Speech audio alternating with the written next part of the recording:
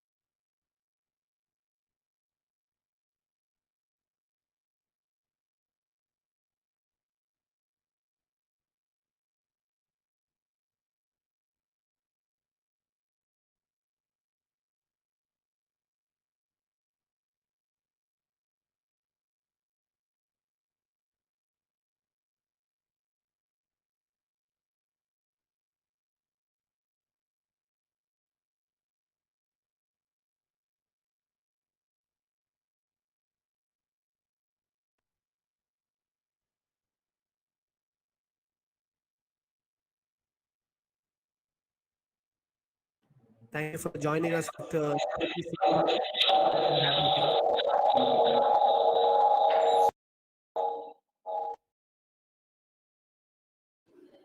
We will be beginning the session in approximately 10 minutes.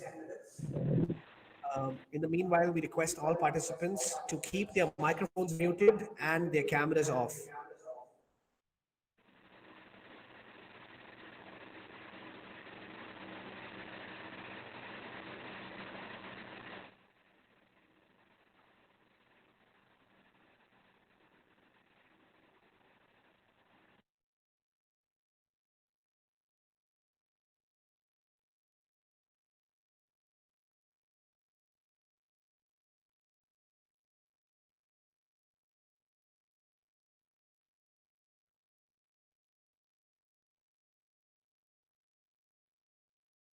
Uh, a very warm welcome to our beloved principal, Professor Jensen.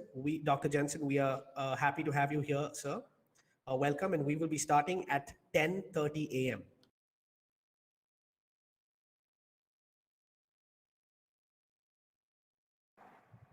Okay, thank you.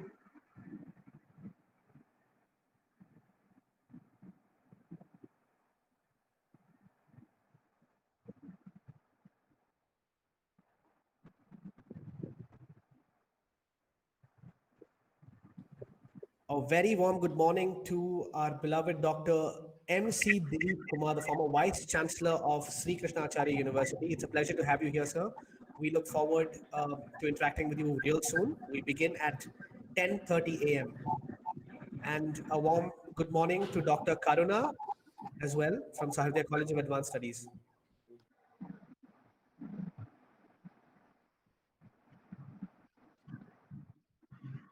Yes, sir. Good morning. Morning, sir.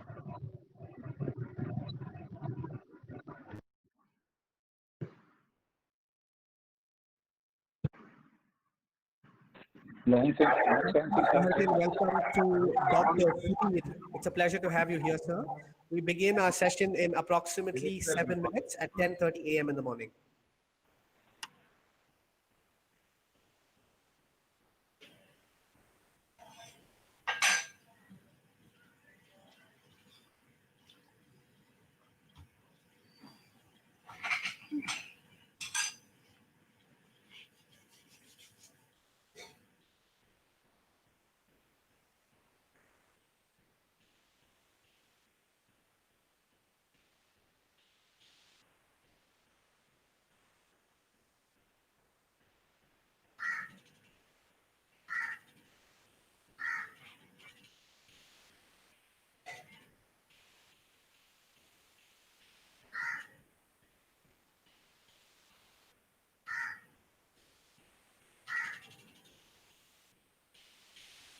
A very warm good morning to all of you.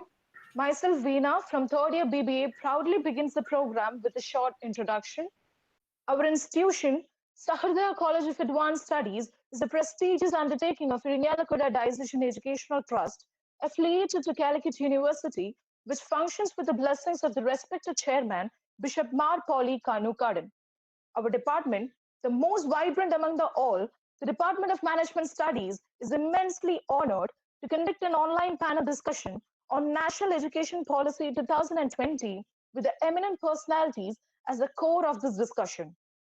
So, without further ado, let's invite the captain of the ship, our respected executive director, Father Dr. Devashanganiyaran, for the welcome address.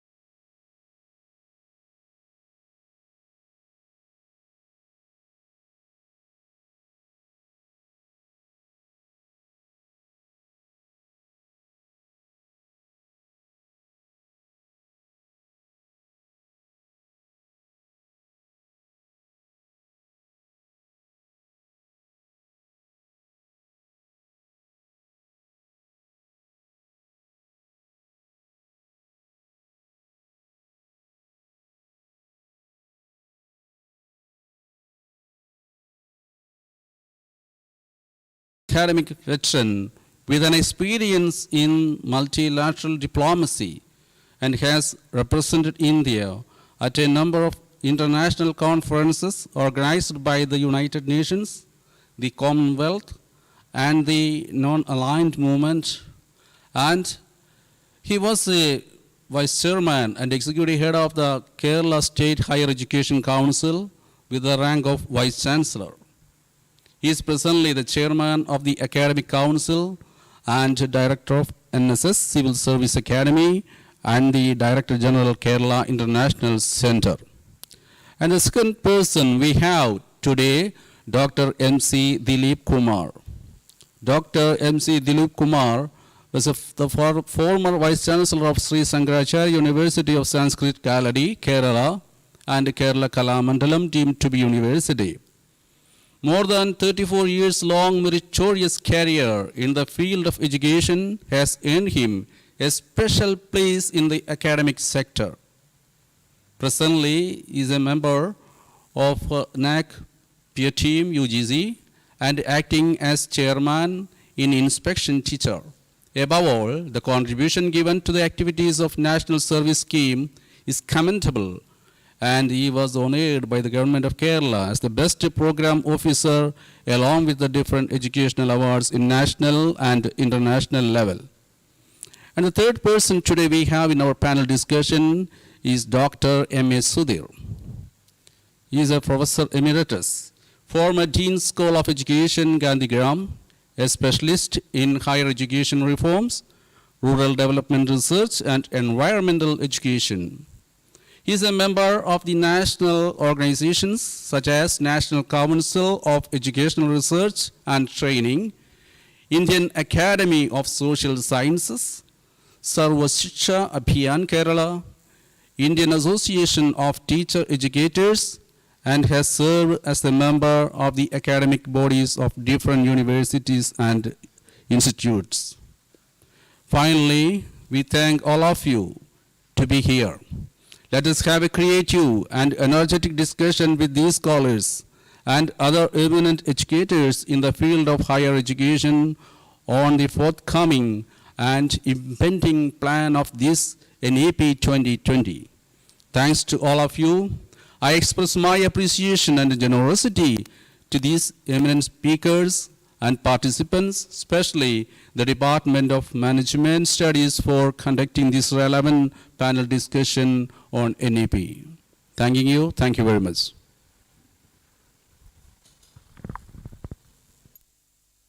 Thank you, Father. Now, I would like to invite Assistant Professor Xavier Fernandez, the head of the Department of Management Studies, for introducing the moderator. A warm good morning to all, respected Executive Director and Vice Principals of Sahrdaya College of Advanced Studies and our dearest speakers. I'm very proud to present our moderator of today's event. He is a BBA graduate in finance from the University of Calicut. Agrim Prakash is also an alumnus of the prestigious London School of Economics and Political Science. Currently, a founding partner of Idiot Box Media, his span of expertise ranges from the fields of film and television to marketing and policy consultancy. He is also a national level TV commentator on Star Sports and producing content for OTT platforms including YouTube and Netflix. Most recently, he presented India as part of a 11-member think tank for the World Governance Expedition to Israel, conceptualized by the Vision India Foundation and the Ministry of External Affairs in association with the Government of Israel. With great pleasure, I invite Mr. Agrim Prakash to this event. Welcome, Agrim. Thank you In so that much. pleasure, I invite well- our alumnus, Mr. Agrim Prakash, to this panel discussion. Thank you so much, Veena. Thank you so much, Savio sir, for that very warm introduction. It really felt good. At the outset, let me tell you something that Savio sir did not mention. One fact about me is that I am an alumnus of the University of Calicut through this very same institution, the Sahrdaya College of Advanced Studies in Kodagara. And every day when I used to walk up the stairs to my classroom, there was a poster that greeted me every morning.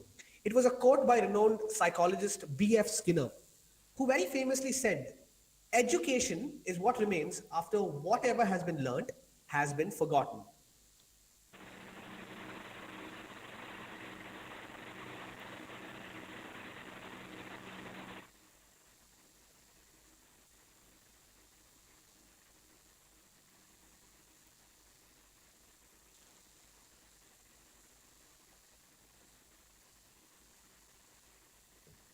Education can be both structured and unstructured. Structured education meaning education that happens within the four walls of a classroom, and unstructured education as in education that happens outside the classroom.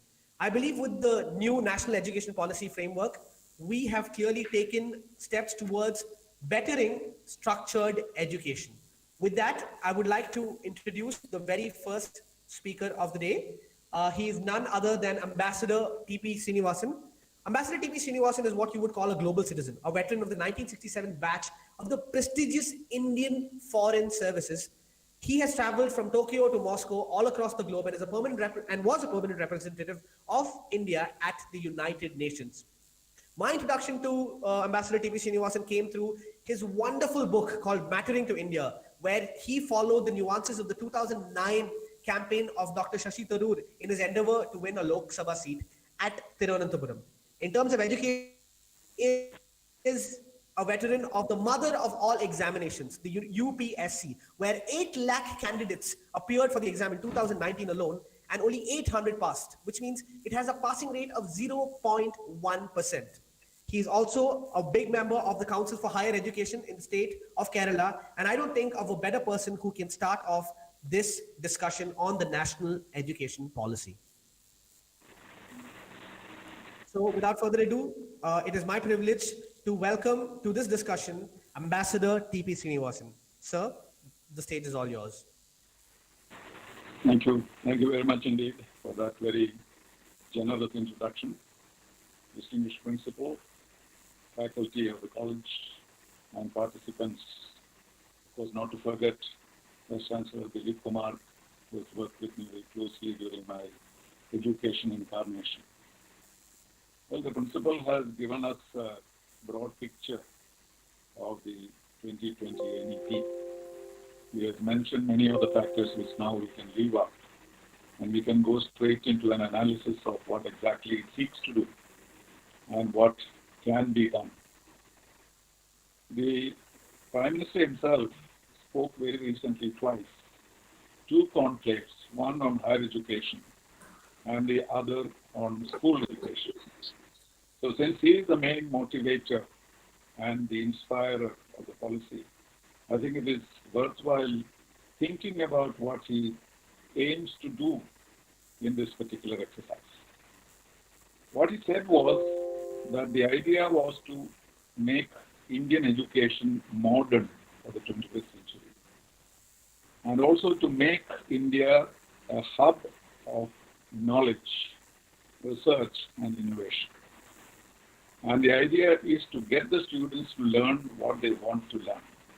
These are some of the key elements that he mentioned in the context of the policy in general. And when he spoke about school education, he said something very interesting.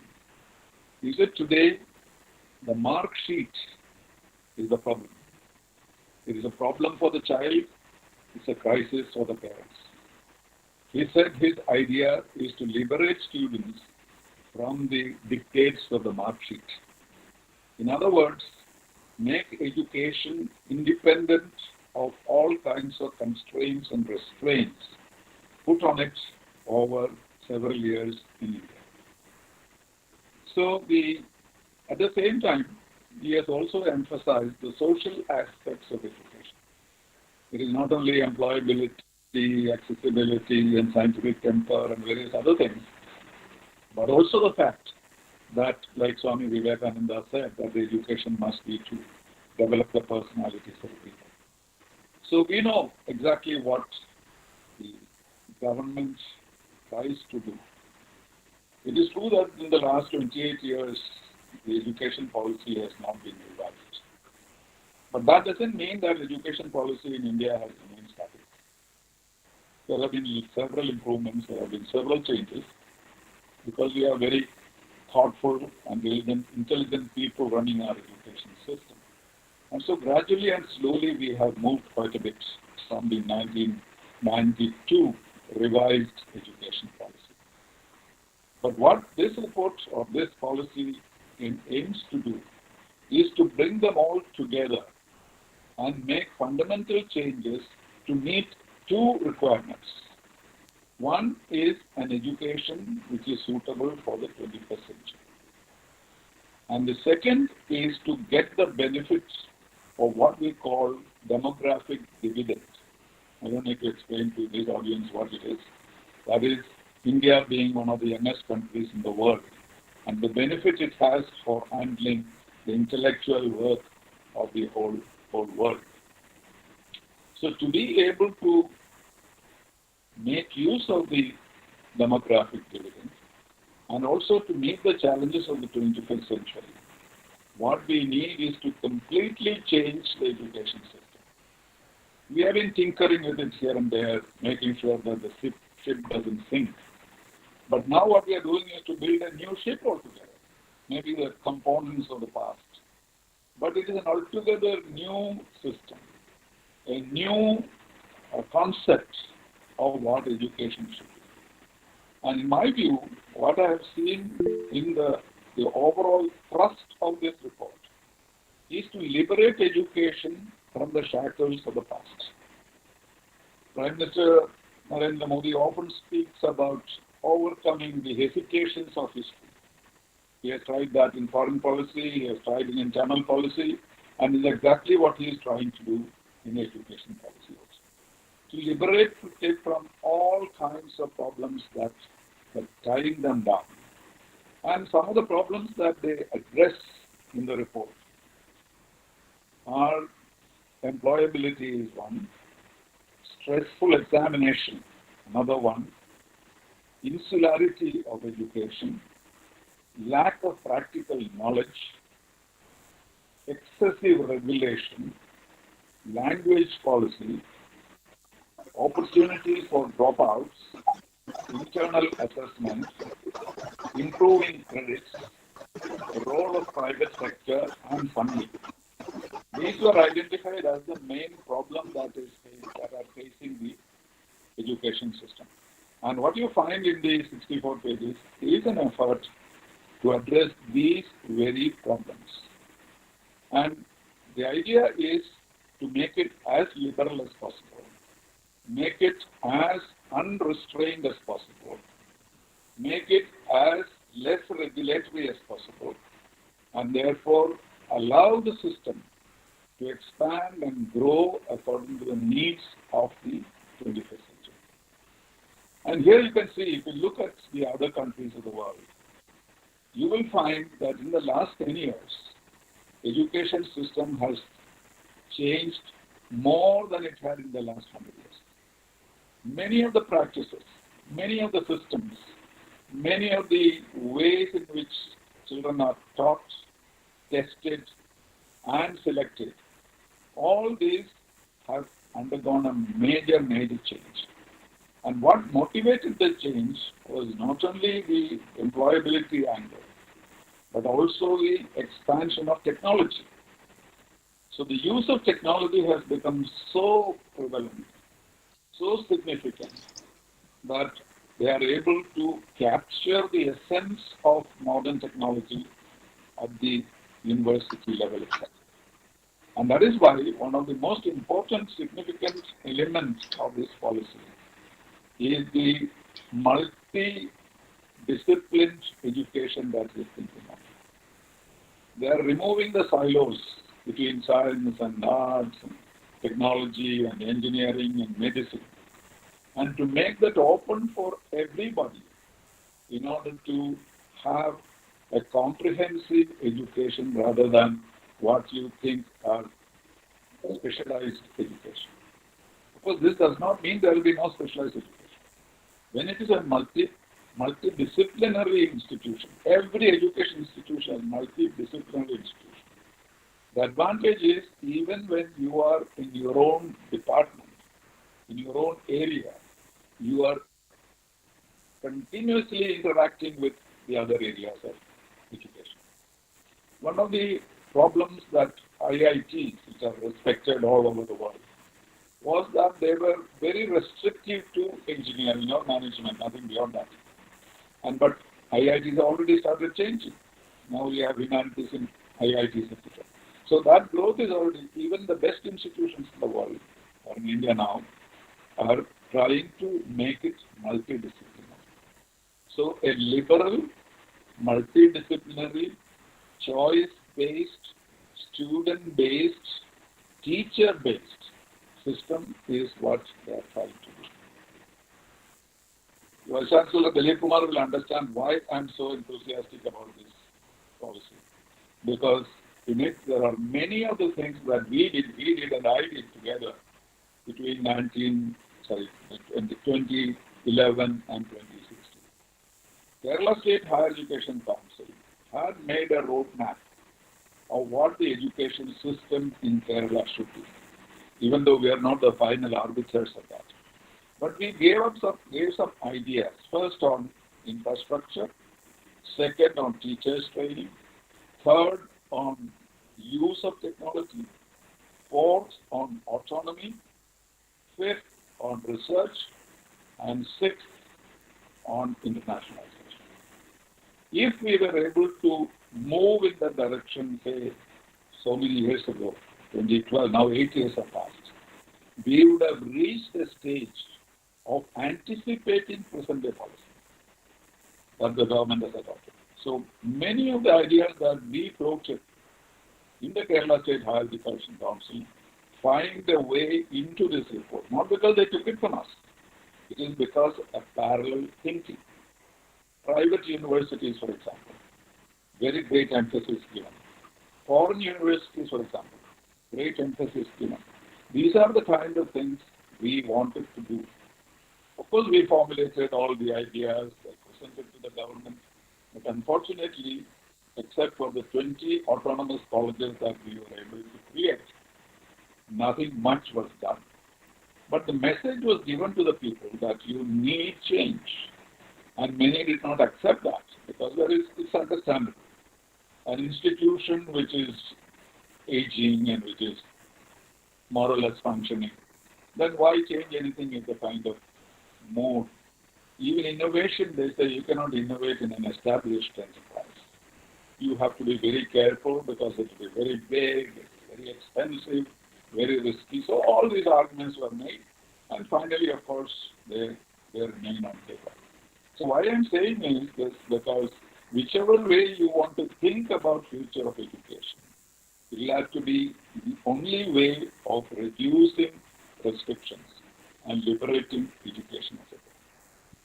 So what is it that we are doing? We'll skip the school education. But school education, what they have done is to make it very early. That is, from the age of 3 onwards, the children have become part of the male education system. The second thing they have done in education is to introduce the mother tongue from class up to class 8, if possible, not very compulsory. So that is the period when the children have the greatest formative period of their life. And therefore, the best is to absorb those things in the mother tongue. And thirdly, they talk also, and of course the numbering has changed, it's not 10 plus 2, but 3 plus 4 plus 4 or whatever. But that is all introduced towards the graduated, graded improvement in the school education, which is essential for higher education. And the other things that they have done is, one, they have said that the skill development for vocational education should start even from 6 to 8. They're calling it a fun program introduced into the school. And of course, there is a fundamental issue in school which they have not addressed, is the no detention policy. They have not talked about it. Maybe it will have to be discussed, because I think that is one of the greatest curses of education system, where you promote everybody, and it makes no sense. And that is why when it comes to higher education, we have our own problem. But in higher education, to focus on higher education, as I said, the multidisciplinary aspects and the non-compartmentalization aspect is the most important reform that they propose. And as part of it, there are several things. First of all, the syllabus itself will change. People will be able to make choices not in the traditional manner, but in the non-traditional manner. That somebody doing mathematics, philosophy, and music rather than just mathematics, physics, and chemistry.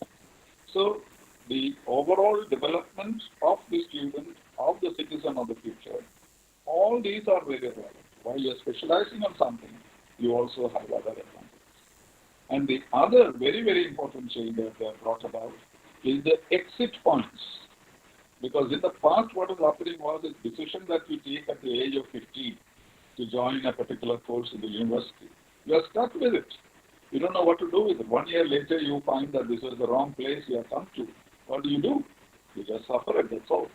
But now, you can quit after 1 year, you can quit after 2 years, you can quit after 3 years, or you take it up to the 4th year and go over a PhD, and MPhil is over. And so, the credits will be kept. You know, how much I have struggled with the credit transfer system, even between universities in Kerala, was very hard. It's very impossible to transfer credits. Now you can keep your credits in your college and go in the Gulf or work somewhere, travel around the world, go to an American university and have a look at it, and then come back if you want to.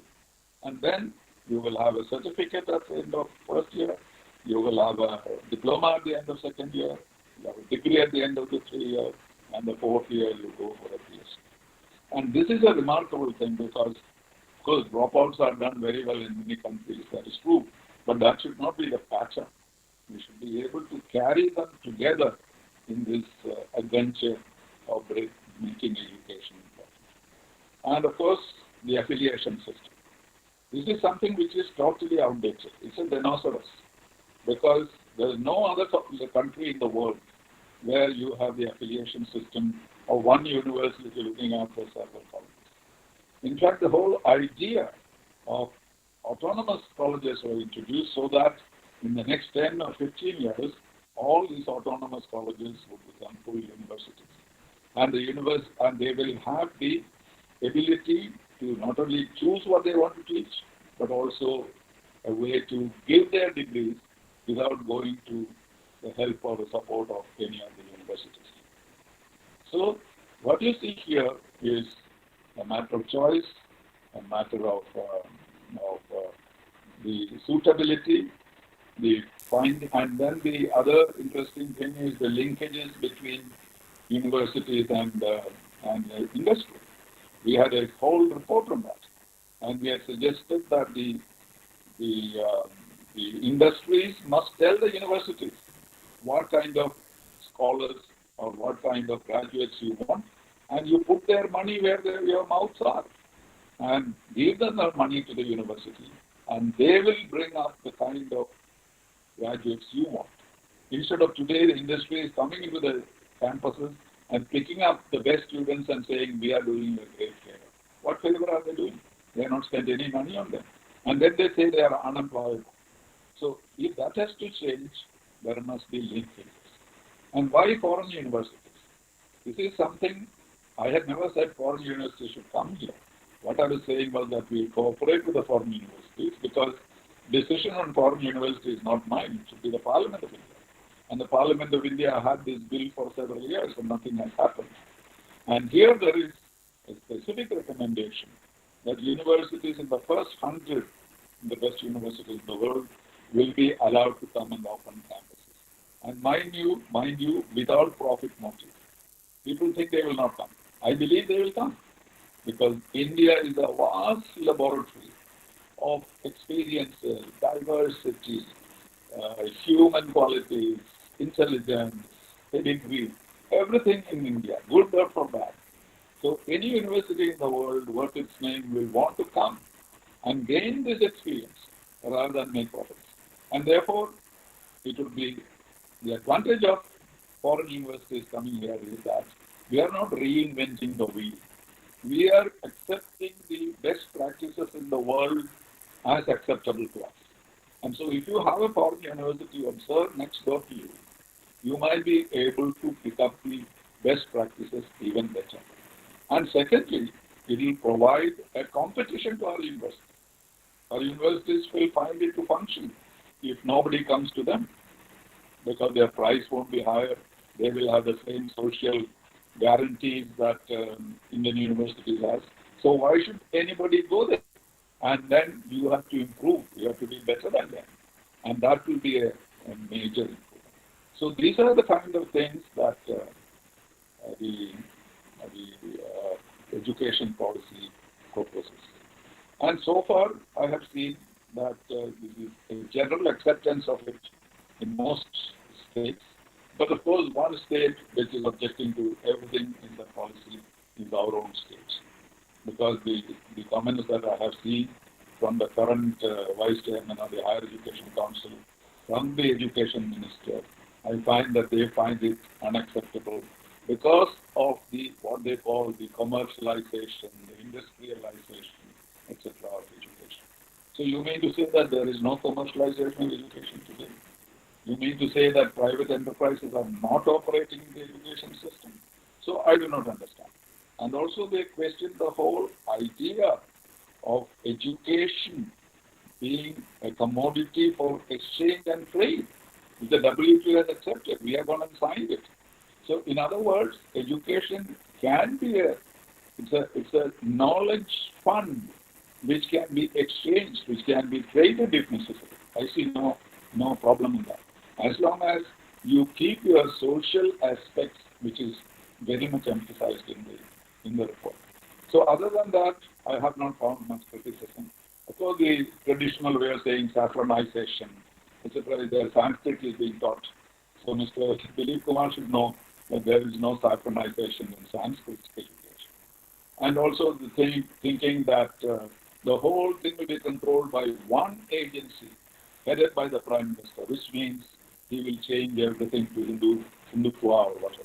So this kind of criticism is also there. And those are certainly to be discussed and decided, because the government has said again and again that this will be implemented only on the basis of a consensus. So on the whole, even though there is such criticism, I think we are still fighting like Don Quixote. We are fighting about evils which we imagine are there. We are fighting the ghosts of the past. So if we don't do that, of course we cannot accept everything as it is. It cannot be implemented. The Prime Minister said that in 2 years he wants the school education to be perfected by 75th year of the India's Republic Day. That day he wants the school reform to be completed. But for college reform he is giving much longer. Let it be. But if you take 10 years, you'll be losing 10 years. That is my hesitation. So what we need to do is to what are called the low-hanging fruits. They say in English, every problem has low-hanging fruits which you can just pick up without climbing the tree. There are many like that in this. It can be easily adopted even without any big investment. But what we need to do is to change our mindset, be prepared for the 21st century, and be prepared for the demographic dividend, and without hesitation, move forward with the policy. And that will be the best thing that can happen to India, and I hope it happens. Thank you very much.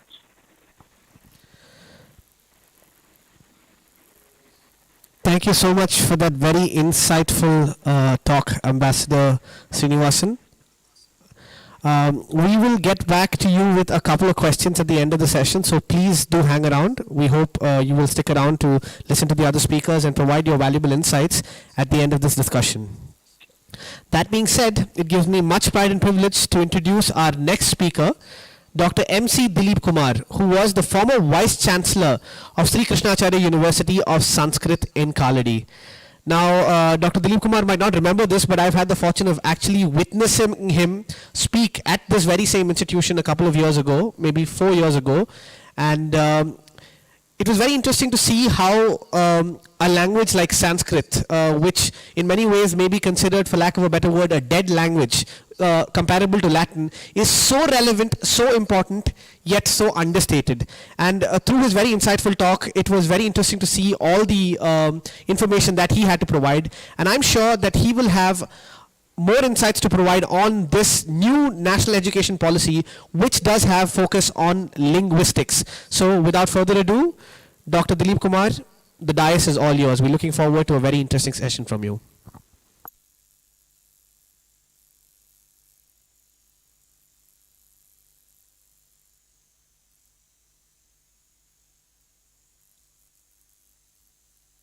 Most respected TP Srinivasan sir, Professor Dr. Dear Sudhir sir, dear moderator, Agrim Prakash, dear Executive Director Father, Sri Jensen, Dr. Matthew, Dr. Rani, my dear friends. So the National Policy of Education 2020, at the initial stage, it had 477 pages as a draft report, and it is narrowed down to 64, 65 pages. Some suggestions are welcoming factor, positives. Some negatives are there, some contradictions are there, and we need some modification on this policy. Before finalizing a policy by the government of India, a discussion was not done in parliament or otherwise in stakeholders, especially with the representatives of state governments, because education is coming in a separate area that may be finalized by state governments as per the present norms. That is called the concurrent list. But what extent a discussion was made by the central government so far, or what is to be done in the next days? That is very important. Now, Parliament is going on. I think there is no time for discussion, a long discussion in the Parliament because of this COVID situation. But certain things are positive, certain things are not positive. I think so. After going in depth of these details, then Anganwadi to the research level, it is linked in a strain. But I think it is better to have a primary directorate in primary area, because the time of entering into the primary level by the students are, we should give much importance for that, because the dreams or otherwise love and affection, care, culture, or everything. So the input into human mind by the teachers at the younger stage, so in primary level, is very important. So not focusing on the area, then we are linked from the very beginning to the maximum level. So I do agree, but there is a suggestion from my part. A primary directorate is necessary to focus on primary education. Better pay scales to the primary teachers, better qualifications for these primary teachers, because they are dealing with the small children, small kids. They must be equipped with for it. That means suppose something is there because the relationship between, or there is a family matters or something. The child may be worried about certain things at a younger age. So there must be a solution for that. Hence, that means the counseling must be done by the teachers, because parents are not with them. Then if they are in school, then the teacher's role is multi-phase. That means one as a teacher and next as a parent. So give much importance for this primary education. That is my suggestion, my own suggestion. So many things are there. I am not dealing with all these things. But at the same time, then education is seen as a serious area of concern by the central government after 34 years. Then a revision is suggested. It is a welcoming factor. Then the innovative approach coming through the 5 pillars: access, equity, quality, and affordability, and accountability is also a welcoming factor. But certain things are not clearly mentioned. Suppose a change is to be made by the central government, the education policy. What is the wrong, or what is the wrong side of the existing policy? What are the limitations of the existing policy? Kothari Commission 66, or 82, otherwise 86 or something. 2000, up to 2005, certain modifications were made. So many commissions, and then UGC, so many rules and regulation norms are there. If a change is necessary, first of all, we should address the negative factors or otherwise the limitations of the existing policy, and some corrections may be suggested. But in this 65-page final report, nothing mentioned about the present system of education and what are the limitations of the present system of education, and what extent we are able to solve the limitations. But it is a link from Anganwadi to National Research Foundation. So in school level, I'm not dealing with this area, but one or two sentences is necessary, I think so. Then semesterization in the 11th class or 12th class is not a welcoming factor, because there is no need of semesterization. We know semesterization in degree colleges, postgraduate colleges, whether it increase the capacity of students to learn more, otherwise it may be an exercise, some sort of seminars, or otherwise something maybe they are done by students, or there is project work, etc. They are not considering it seriously. Then at that time, we are forced to implement the system, because as part of this Sahrdaya Commission, I was also a member of at that time and recommended for its implementation. Then in school level, in 11th and 12th, or otherwise up 9th or 10th, it is not necessary, I think so. It will take too much time. Then the students may be focused as a generalist instead of focusing on a particular area. So 6th class onwards, then training for, otherwise, I think, to get a job, or otherwise job-oriented courses, maybe job-oriented training. Then in the small mind of this class of young generation, there is possibility of an approach, or otherwise there may be a dream to get a job at the early stage, not without completing the entire education process. So whether it is good or not, good or bad, it needs some discussion, I think. So I am not against, but it needs some discussion, whether it will adversely affect or positively affect the education system. That's a question for discussion. Then after completing the 10th, now there are possibilities, there are so many opportunities for taking job-oriented courses and ITIs, or otherwise woodcraft institutes, etc., and strengthen these institutes. And some linkage is necessary with education institutions, and then maybe industry. There is some missing factor. Then if they do so, the students can go for a particular training process, and a particular training process, then they may be placed, otherwise there may be, they can do something as their own, and they can earn money.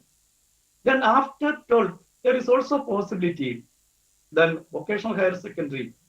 Namesake it is going on, but if vocational higher secondary course may be strengthened as per national norms, it's good. It is good. Give training, then polytechnic or otherwise some different things can be included. Then by considering the technology changes in India, so robot technology, or there is something. So many courses may be linked with this, and they may be specialists in that area, and there is possibly getting some job.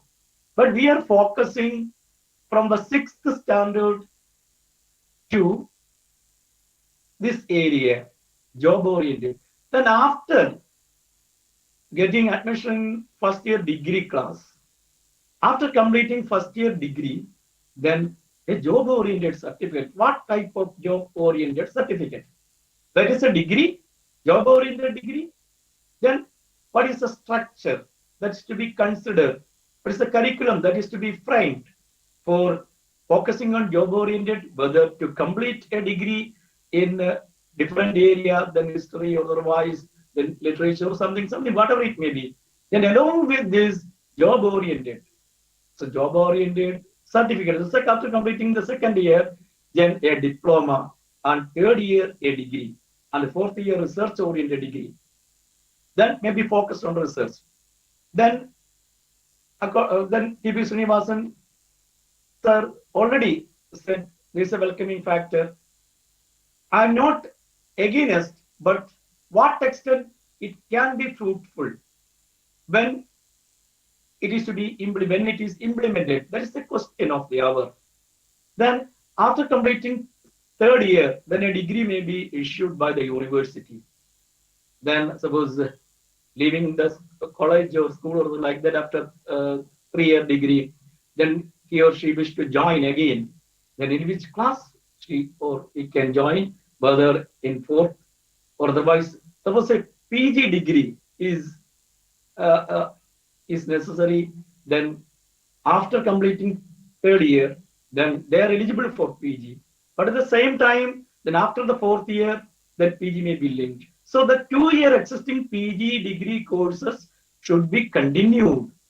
As an example, in the case of a teacher, she is teaching she is teaching in the secondary level, and they want to improve their degree. That means a post graduation. They can join for post graduation. Then after post graduation, suppose they wish to get another certificate or something like that. In PG level, also 2 type of PG courses may run for a short period of time. Then at the same time, 1:30 may be the teacher-student ratio that is proposed in the draft, but it is not seen in the final draft. If it is finalized, then the expenditure will double in states and otherwise in central universities or other universities. Then 6% GDP provision is a welcoming factor. It is a welcoming factor. Whether the central government will give due share to the state governments for improving the higher education system or otherwise school level education system, etc., etc., is also a question. Then after completing 15 years, then autonomy may be provided by the government or by may be provided. Autonomy may be provided by the university. Then at the same situation, 15 years, without considering the quality of that institution, if we are providing, then the status, autonomy status, etc., whether it will be a positive factor in Kerala, in the state of Kerala and other states. In northern states, Hindi may only is the medium. In Bihar, or certain colleges are there. Then there is no importance for English education. One side we are talking about internationalization of education, and the policy is not giving much importance for English education to improve communication skills or otherwise. So that is necessary. At the same time, centralization is not the agenda of central government. Decentralization is the agenda. In certain places it is mentioned, but actually it is concentration of power in the hands of central government from the very beginning, Anganwadi to National Research Foundation research, etc. So it is to be addressed. And artisans or otherwise local people can enter in schools for giving lecture to the students. That will create some problem, I think. So there is no need of such invitation as part of the curriculum. So somebody may be there. If eminent personalities are there, they may be invited by the teachers or the institution. And okay, it is nowadays it is going on as part of curriculum deviation from the curriculum. Then it is to be addressed. It will create some sort of political interference on the part of these partisans, etc. I wish to complete my process within 3 minutes because I know the time is very important. So I will finish within 3 minutes. The National Research Foundation, and 3 type of universities are there: affiliating universities. Then 3 type of the research universities are there. then at this juncture, we should think about the present situation of universities in Kerala or other states. The status of the universities will reduce, and in the case of research, it may be linked with only one agency, that is National Research Foundation. And I am afraid if a scholar wishes to select a particular topic for research, then whether that university can give permission, otherwise permission from the National Research Foundation is necessary for a topic, etc. It is to be addressed. So there are certain things that is not clear. Then coming to other factors, then I think then establish a primary education, already said. The salary of teachers, etc., at the school levels, especially primary level, may be increased, because these are in foreign university, in foreign countries, then they are focusing on too much focusing on this primary education. Then local self-governments interference is not necessary. They may provide some funds or otherwise managing the institution by local self-governments because of the democratic process, etc. It will create some problem. So more discussion is necessary, I think so. More discussion. Some points are favorable, some points are unfavorable, some points are contradictory, and we need much discussion. So just like TPS and Sudhirji, then they are having much potential and suggestions to give the central government or the agencies by conducting an in-depth study. Then 4-year B.Ed course, it is a welcoming factor, because just like a professional course, just like engineering or medicine, etc., etc., if a student is very particular to be a teacher in the coming days, then this 4-year course is a welcoming factor. At the same time, we should continue this 2-year B.Ed also, because after completing post-graduation, a person wishes to join for B.Ed, he or she can join for B.Ed, then 2 years B.Ed also to be maintained. In such situation, the financial problems to solve the issue for appointment of more teachers, etc., etc., is to be addressed. Anyhow, for Sahrdaya institution, I wish the best, because this institution is a great institution, having much more focused on management side. And during my visit there, one point was raised from my side. Then the system of management is changing. That means getting things done through the help of others is not the definition. Nowadays, the Peter Drucker's definition is not satisfactory, because we should see ourselves, what is inside. So manage himself is the main aim of management. A person who is not capable to manage himself or herself can manage others. So self-management and crisis management is getting more momentum nowadays. So how to solve an issue? In the case of education, so many issues are there. The management experts from this institution can find out some solution to solve this situation.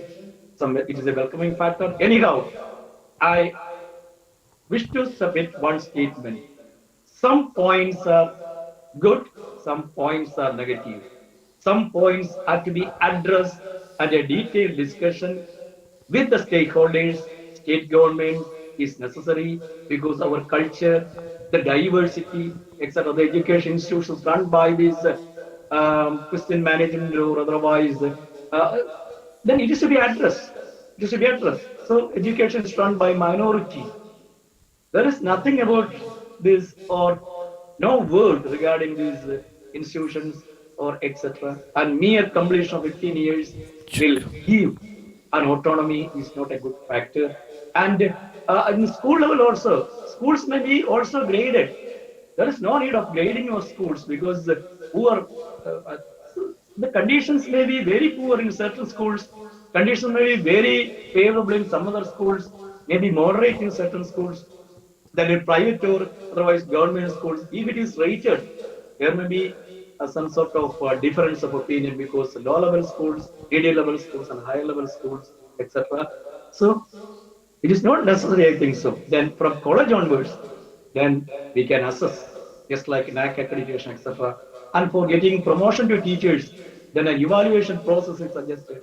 At the time of providing a job to a teacher, well qualified, well experienced otherwise, the interview must be genuine and fine and without any interference. The government can frame some policies and measures. And then after that, there is no need of an evaluation of teachers in school level for their promotion, etc. Anyhow, these are my points.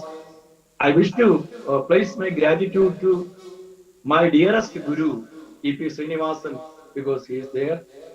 I have an opportunity, I had an opportunity to work with EPS during my tenure period as Vice Chancellor of Sri Sahrdaya University. Anyhow, my subject is commerce, but I I had managed a great institution and that institution flourished into a higher level. Some contribution from the part of E.P. Srinivasan is also I am remembering his contribution to get because he was at the time interfered with so many aspects and a number of suggestions put forward from his side to me for getting this accreditation process and Sri Sahrdaya University uplifted to a higher level and declared as the first A grade university in Kerala first time. So anyhow, I am thankful to TPS also. Thank you very much to my dear friends. Sir, mic on, sir. Mic. Actually, to the moderator, Agreem, then Professor Savio Fernandez, my friend, then others. In best wishes, I'm expecting more discussion on this topic, and the National Research Foundation will take up the research things, then whether it will reduce the importance of university, etc., as part of higher education system. Thank you very much. Thank you. Thank you so much, Dr. Dilip Kumar, for that very informative and a very critical session on the national education policy. I think one of the most important aspects of any good education is critical thinking, and you've really showed us how you can approach this problem very critically. Moving on to our last but definitely not the least speaker, we have Dr. M.A. Sudhir, Professor Emeritus and former Dean for the School of Applied Research at the Faculty of Rural Development, Gandhigram Rural Institution. The term emeritus is awarded to a person who will continue their tenure even after retirement. And to be awarded the position of Professor Emeritus means to be awarded the title of professor for life. And only a person who has imbibed education in the deepest of hearts will have this unique ability. And I also have to say that Dr. M.A. Sudhir is a big influence on my personal life, because he is a council member at the National Council for Education, Research and Training, the NCERT, which means he has played an instrumental part in facilitating some of the textbooks that were part of my formal education. So without further ado, Dr. M.A. Sudhir, it is my pleasure to welcome you on this forum.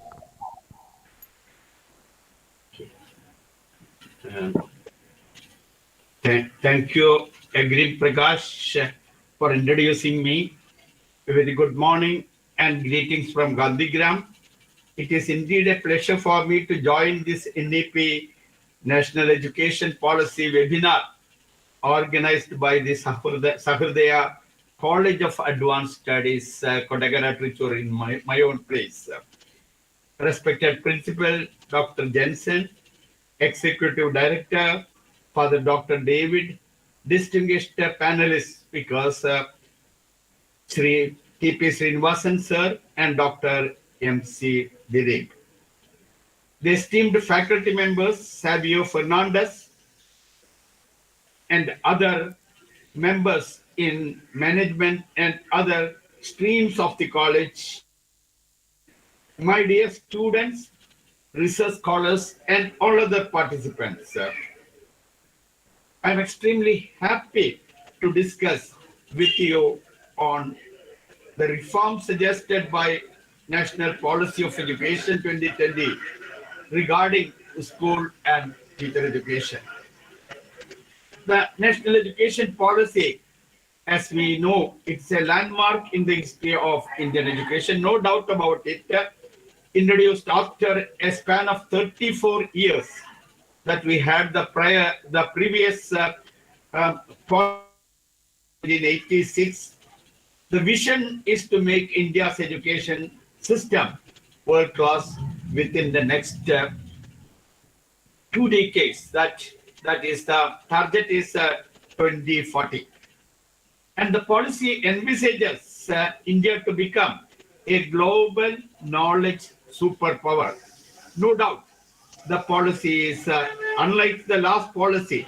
It is holistic, it is comprehensive, it is flexible, it is futuristic, and even it is learner and teacher centric. And the NEP is a roadmap and gives action dimensions to revamp the entire structure of education in India at the school level, higher education level, and even at teacher education level, according to Dr. Kasturi Rangan, the eminent scientist and educationist who headed the panelists of NEP 2020. Now, dear friends, when we go through this policy, we will see, I will more focus on the academic aspects of school and teacher education as per the policy, and we can come up certain strategic reforms and innovations pertaining to school and teacher education in India. Definitely, that policy gives some very, very strategic reforms and innovations. It wants to bring in the school and teacher education. And I will go with my mentor Mahatma Gandhi, the father of the nation. The policy has also considered that education is a tool for the development of consciousness of the individual and reconstruction of the society. No doubt about it. And we have to pursue and critically examine these reforms with a collective wisdom in the interest of the nation and its future generation. We have to very seriously look into this policy. But of course, I will say policy is a welcome change as it emphasizes on the multidisciplinary learning. Even it is a liberal education and it has advocated a flexible approach to school education, no doubt about it. And the policy, about the policy we can say it's a democratic. We have to see whether it is democratic, whether it is scientific, and whether it is learner-centric, and it is psychologically and pedagogically sound. That is more important. Whenever we discuss about school education, we have to see whether it is psychologically and pedagogically sound. That we have to look into when we examine this policy. Now, coming to the school education, National Education Policy has recommended a new curricular and pedagogical structure for school education in India.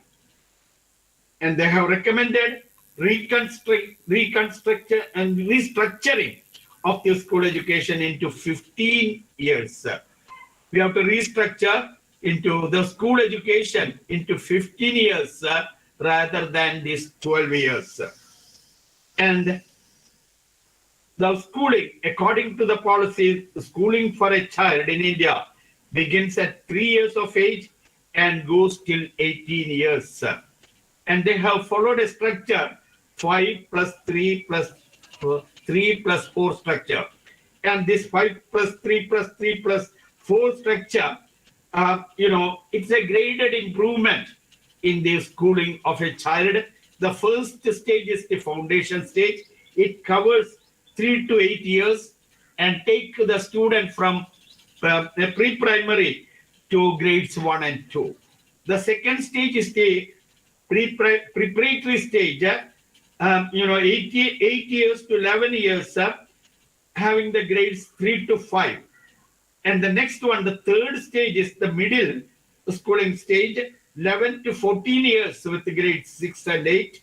And the last one is the secondary stage, 14 to 18 years with the grades 9 to 12.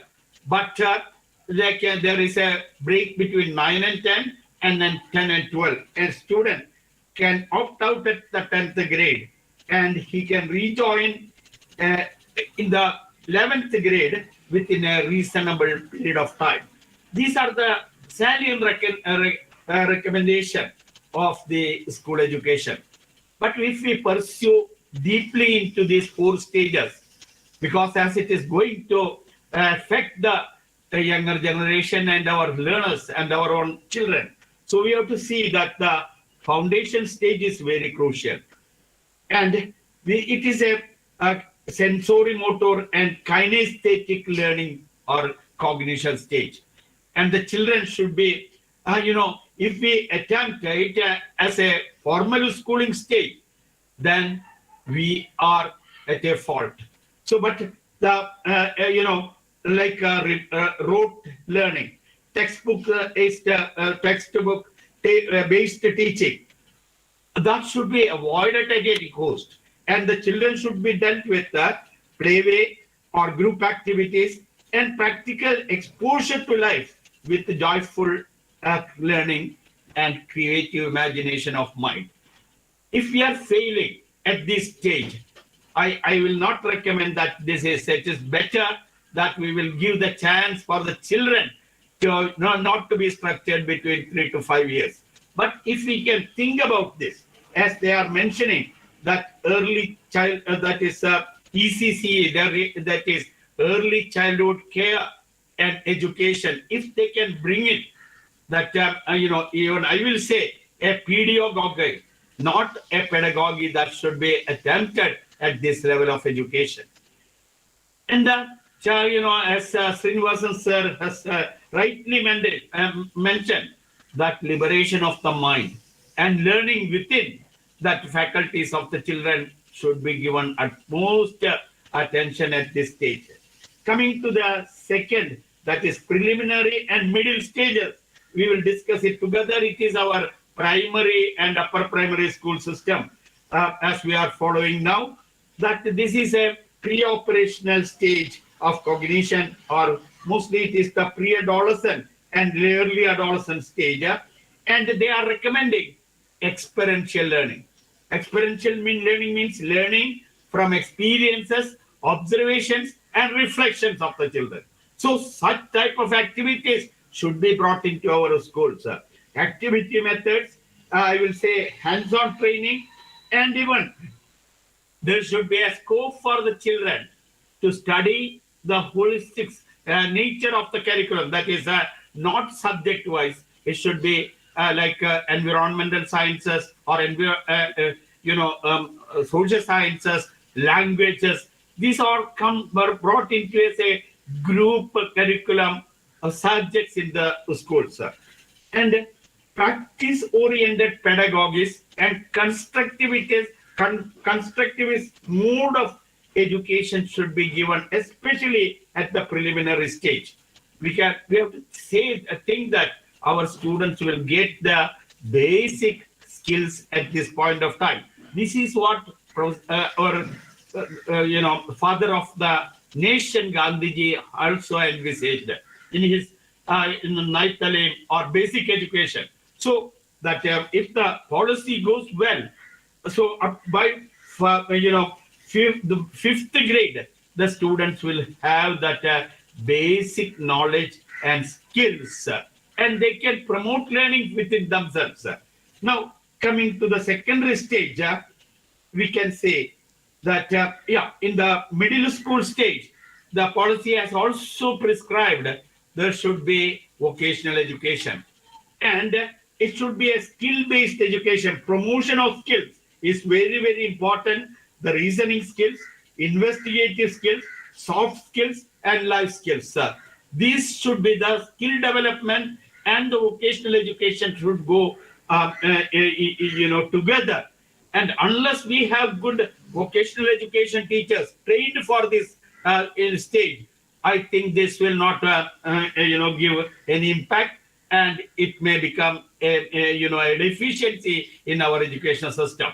But if we can, through teacher education, if we can bring the skill development and the competency in skill development and vocational education, and if we can bring that teachers to this system, very good, and this will become a very outstanding recommendation for the by the NEP.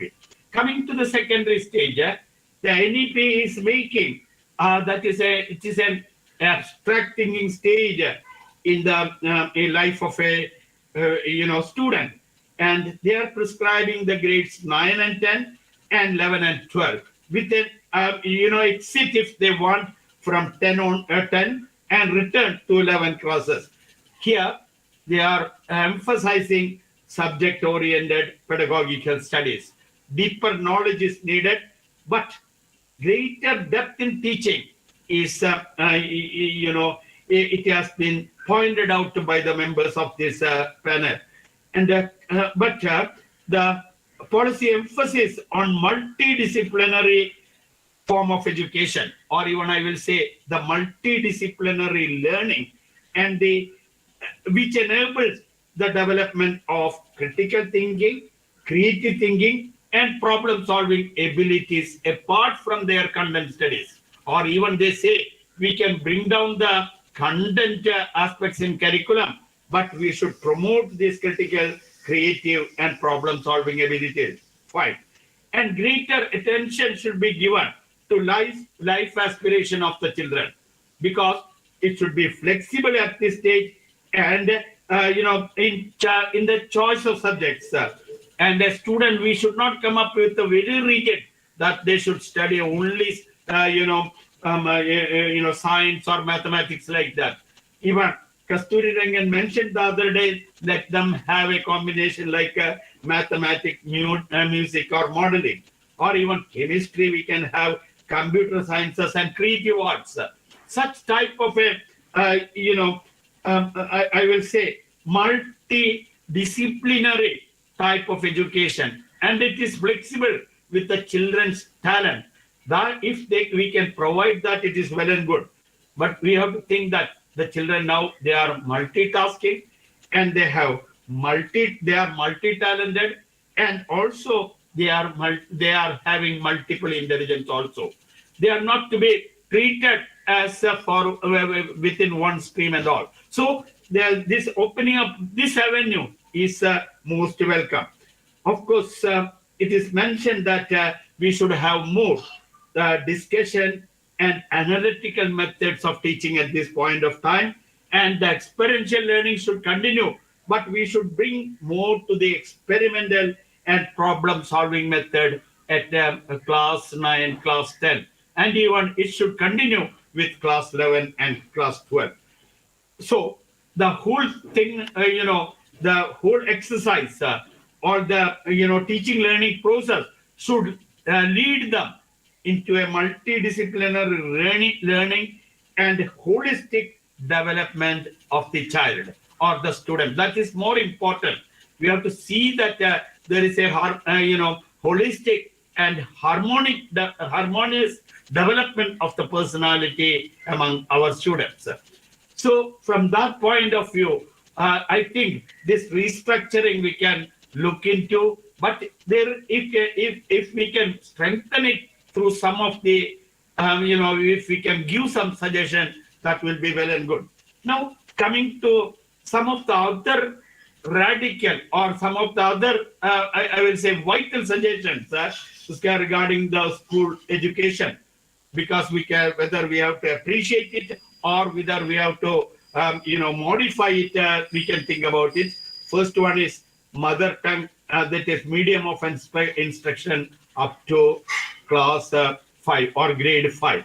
That is during the first two stages, foundation and preliminary stages. Two stages, this mother tongue should be the medium. This is one of the recommendation, and they offer also 3-language formula. This has to be looked into, because Tamil Nadu has already gone on a protest for this introduction of the 3-language formula. And second one is the vocational education, of course, from class 6 onwards. But I will say that there should be a very constructive integration between the vocational and academic stream. If they are treated as two separate streams, there can be divisions and there can be discrimination on this basis. But that should not be there, and we should look into these aspects very well. And thrust on compulsory learning of vocational skills that we have to look into. We have to divert the children's attention equally to vocational skills or even into the knowledge streams also. We should not take completely away from him a theoretical knowledge. Then he will become deficient. But integrating both will be ideal. Then the third stage, as the school stage, secondary school stage, it has been envisaged the integration of curricular, co-curricular, and extracurricular activities. This will help in developing the attitudes, promoting the values. So this and even nurturing their talents and ideas.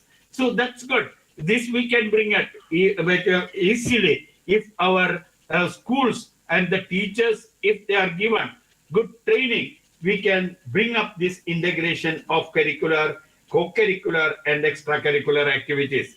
But I will add to it that some of these steps are already taken by SCRT Kerala.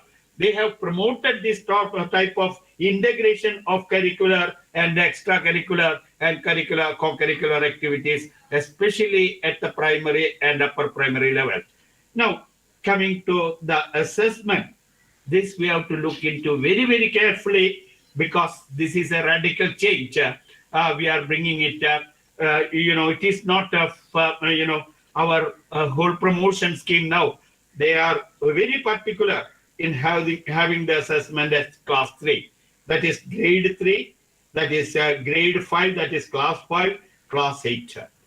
These three, we have to see the learning outcomes, whether they have that fundamental and adequate knowledge and skills at these stages. That is class 3 and class 5 will come at the preliminary stage of education and class 8 at the end of the middle school stage. And here also we have to think that Kerala has to restructure its school education because class 8 is it with a secondary education now because this policy prescribes with a preliminary or upper primary stage of education.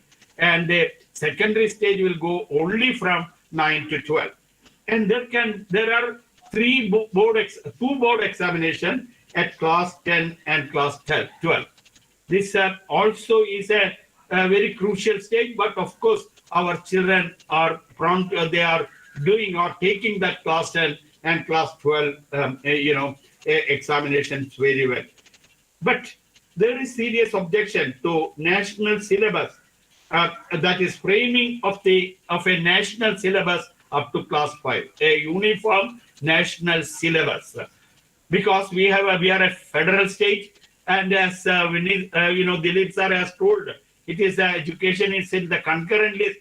Why should we go for a national syllabus up to 5 years? We can adapt that curriculum from our own, even with the states, with the culture of the states and the needs and demands of the states and the union territories. However, that I will say the multidisciplinary learning and holistic development, that is the social values, the cognitive, affective, psychomotor dimensions well with the children, that is very good. Because if we can take the loading from the cognitive disciplines or the cognitive content to like other social development, emotional development, and even the psychomotor development of the child, that will be a welcome, that will yield to the total development, and which will be a welcome feature. But there is one more thing I wanted to point out at the end of this school education. We are preparing the school education. Of course, we mentioned that this multidisciplinary learning or holistic development of the personality of the child and all. But if they want to continue the higher education, they have to take an entrance test for college admission. Just like a NEET, it has come for all the now, not only for engineering, management, or even arts and science subjects. This has to be looked into, and how we can facilitate or promote the children. Otherwise, the children have to leave their education. They cannot get into the higher education. So there will be a lot of protest, or they say that there should be a facilitating factors here, whether we can bring in some more tutorials, or come up some of preparing, or even I may say that it is counseling needed for the children and parents for even for taking the examination, because this NEET examination and has become suicides among the school children has gone up. Like even 3 or 4 suicides were there in the state of Tamil Nadu during this last week. So we have to look into it and facilitate the children and make them ready for this examination. Otherwise, but this examination at these stages, there are 5 or 6 examinations that will definitely improve the quality parameters of higher education. I am happy over it. But now let us come to the teacher education. The policy has also brought in subtle changes in the teacher education of India. As Dilip sir has already mentioned, instead of the present 2-year B.Ed or DLEd, it is mentioned that a 4-year integrated B.Ed program that should be eligible, or is the minimum requirement for teaching at any stage, even at the foundation, preparatory, middle, and secondary school stage. So a uniform, qualification, or a training and the integration of the content and the pedagogy, that the teachers should develop that appropriate competency for teaching at these 4 stages. Of course, there should be diversification, but they are brought into that 4-year integrated program should see that they bring out the children with the content enrichment, the type of pedagogies, they get at for all levels. It has to be a harmonious development of the child. Then the policy is lenient to teacher education. That is, those children or students who have not got into the 4-year integrated B.Ed program, they can go for an BSc degree, undergraduate program, or even BTech also, but they can come after 3 years, because they have the open exit and entry. So after 3 years, if they have a BSc or BA degree, they can come back to teaching to BA degree, but they have to follow a 2-year BEd integrated program. So apart from 4-year BEd integrated program, the teacher education institutions can offer 2-year BEd integrated program, or even 1-year BEd course after completing the 4-year degree program, or if they have a postgraduate course. But at all these stages, admission to pre-service teacher education programs will be through a suitable subject and aptitude test. Like any other admissions for the BEd program also, there should be a subject and aptitude test that will be conducted by a national testing agency. So the filtering will be there at every course, for every courses according to this new policy. This has to be looked into very well. And when we can discuss about the 2 minutes more, that is teacher recruitment and deployment. That is also very, very important. They have mentioned that teacher eligibility test will be essential for recruitment of teachers. Not only a 4-year degree, but after that, they have to take a teacher eligibility test. Of course, we have already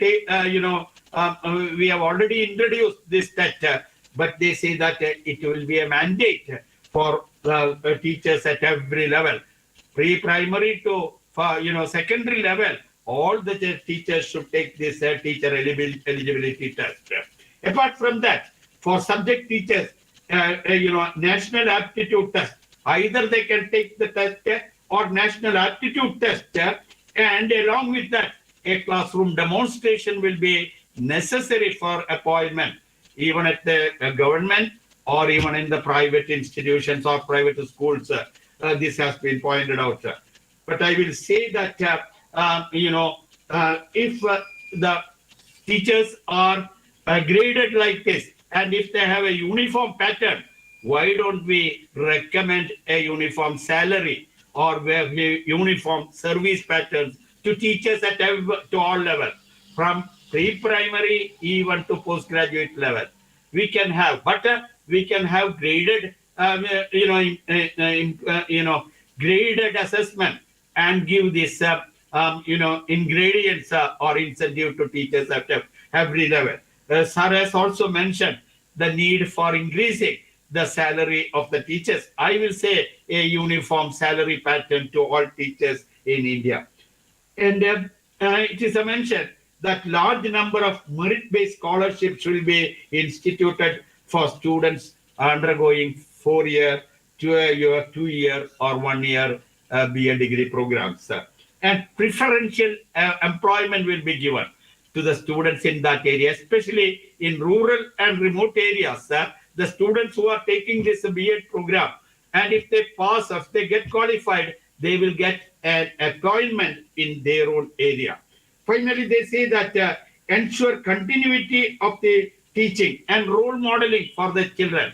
The constant transfer of the teachers will be halted. And if there is a transfer, that it will be transparent and it will be indicated through through an online mode. And so that teachers unnecessarily, there won't be any transfer for the teachers from one school to another school.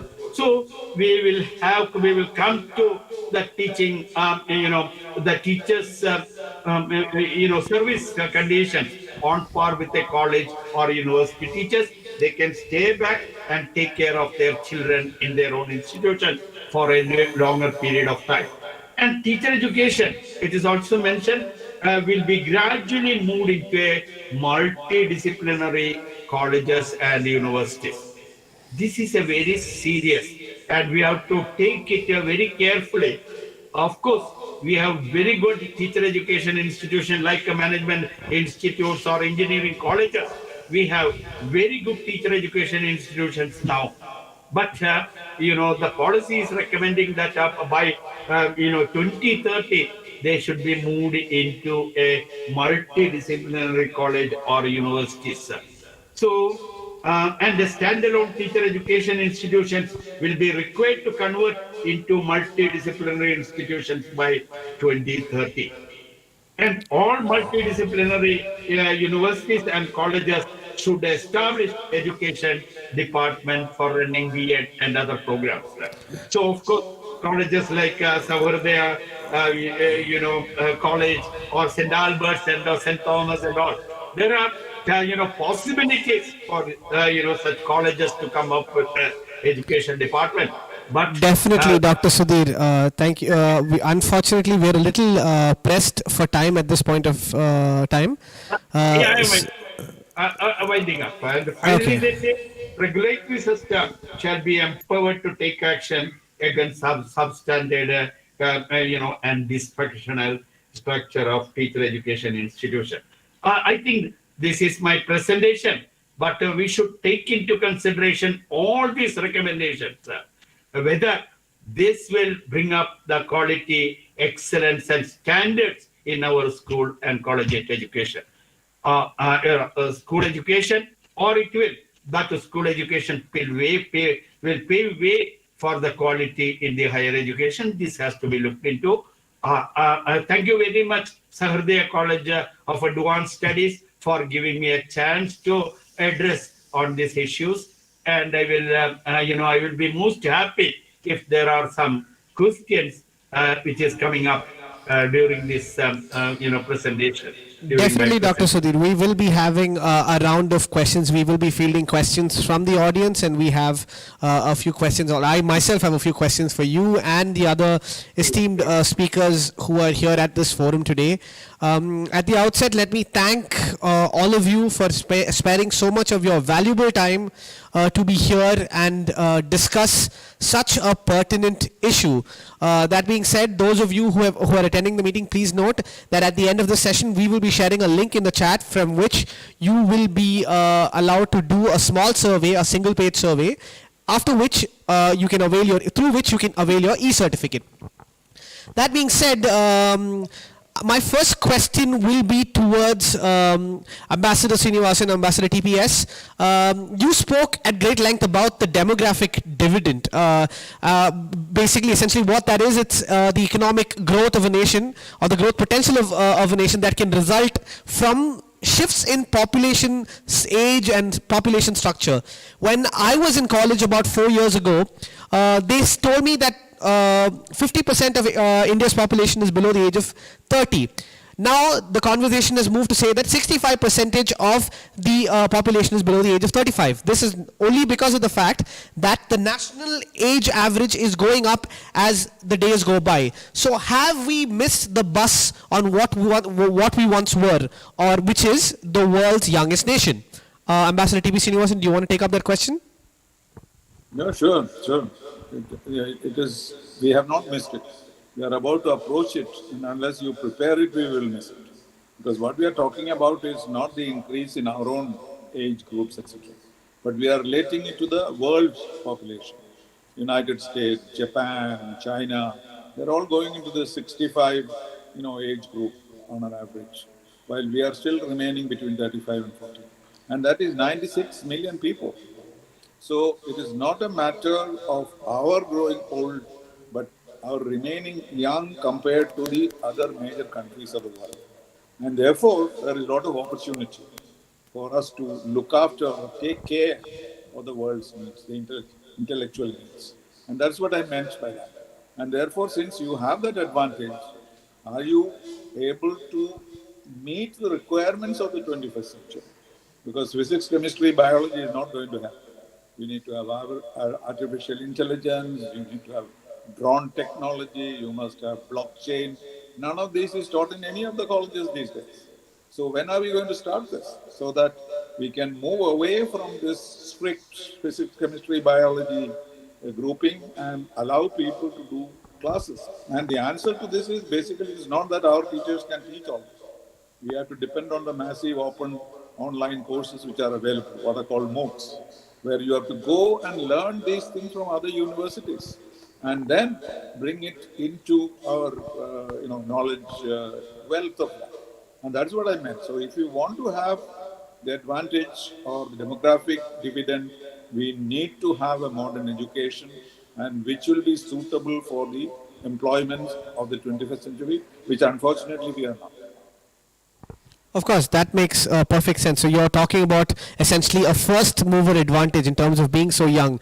But at the same time, there is the fact that countries in Southeast Asia, even China, is poised for a population boom. So don't you think the competition should not come from the West, but rather further east in terms of the demographic dividend and the advantage that we have in that form? Let it come from anywhere. How does it matter? Wherever the competition comes from, we have to deal with. That's all that I'm saying. That means what I'm insisting is not that we must grow or not grow, or they should not grow old or whatever. That is not the point. The point is our education should be suitable for the requirements of the 21st century. Then only you can get the demographic. That's the point. Otherwise, we will be left behind because we will be considered unemployed. Of course, definitely. And I think the new national education policy focuses heavily on employability. That being said, Dr. Dilip, you spoke with a great deal of skepticism towards the education policy and in terms of what it hopes to achieve. And that is a sentiment that I would resonate, because when I was studying in Calicut University, when I was studying in this very same college, we had to study an excerpt from the autobiography of Mohandas Karamchand Gandhi, My Experiments with Truth, where he spoke about his time at Tolstoy Farm. 110 years ago in 1910, Gandhi's focus was education that focused on the body, soul, and spirit. Essentially, holistic education was preached by the father of our nation. Why has it taken us so long to reach where we are today and finally accept and embrace the idea of a well-rounded and holistic educational framework? Dr. Dilip, your mic is on mute. If you can unmute it. Actually, when Gandhian thoughts are always a solution for each and every problem that we are facing now, in economic side, or industrial side, or cultural, or educational, or in any area of sphere of human life, then Gandhian thoughts are always a welcoming factor, because Gandhi teaches, Mahatma Gandhi then interfered in 2 or 3 sentences. Then for everybody, here is everything. But to satisfy the greed of certain people, it is not here. So it is just like the division of things among the population, then without hoarding too much from the side of a top level capacity persons, and distribution in an equitable way. Then the case of education also is relevant. Is also relevant. There are 2, 3 types of students in India. Then very poor, then average and higher level. At the same time, different universities are here. Central universities and state universities. State universities are mainly focusing on certain things relating to or the particular area of the state by considering the culture or otherwise the job opportunity, etc. etc. And if an entrance test is conducted by the central agency for each and every university, the entire courses, that is practical, that is possible. How it is possible?